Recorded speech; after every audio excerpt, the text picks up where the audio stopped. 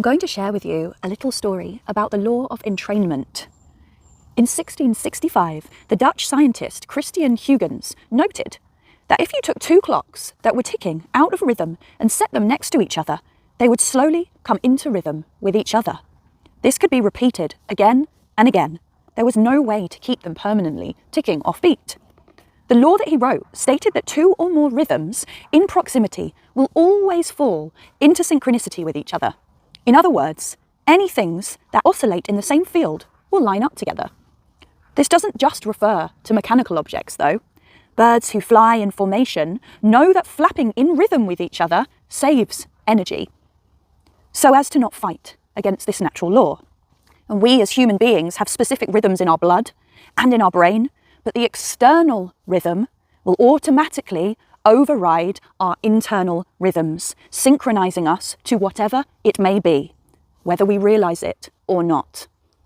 The law of entrainment is one of those irritating scientific truths that make most scientists, unless they're the few who are able to use science to see greater truths, squirm with annoyance. We don't know why it works, only that it does.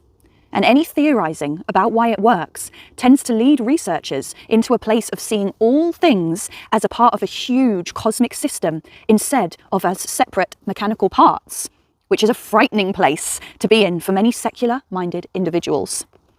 The current theory is that it takes less energy for more forms of energy to perform the same task at the same time than to go against each other. But even that isn't much of an explanation as to why.